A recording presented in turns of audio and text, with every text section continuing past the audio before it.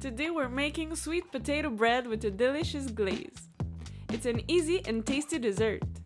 We'll lead you through the steps, and don't forget to stay with us until the end when we create a marshmallow glaze to pair perfectly with sweet potato.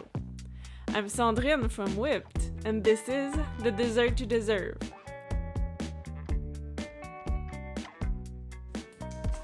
Now, our star ingredient, the sweet potato. Boil your peeled sweet potato until it's soft. Then, mash it into a smooth puree and let it cool.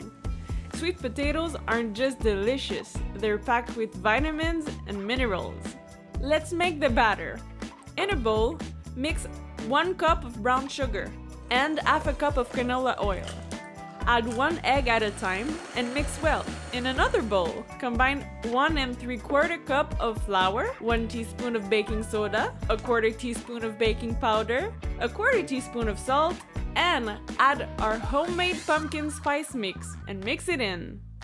Gradually add this to the egg mixture, alternating with 1/3 cup of milk.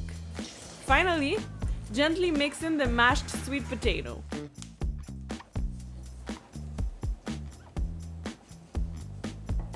Now, preheat your oven to 350 Fahrenheit. Grease and line a loaf pan with parchment paper. Pour in your batter and bake for 45 to 50 minutes. Your kitchen will smell amazing as it bakes.